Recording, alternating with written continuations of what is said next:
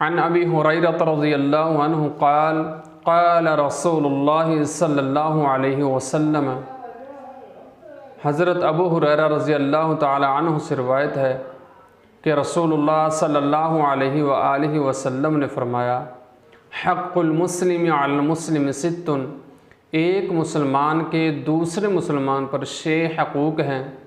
اذا لقیتہ فسلم علیہ، جب وہ اسے ملے تو سلام کہے۔ وَإِذَا دَعَاكَ فَأَجِبْهُ، جب وہ تیری دعوت کرے تو تجھے چاہیے کہ اس کی دعوت کو قبول کرے۔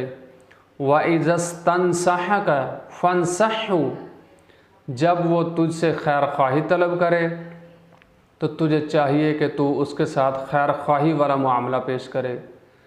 وَإِذَا عَطَسَ فَحَمِدَ اللَّهُ فَشَمِّتْهُ، جب اس کو شین کہے تو الحمدللہ کہے اور تو اس کے جواب میں یرحمک اللہ کہے۔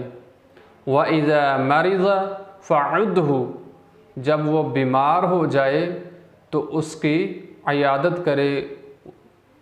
وَإِذَا مَاتَ فَاتَّبِعْهُ، جب وہ فوت ہو جائے تو اس کا جنازہ پڑھے۔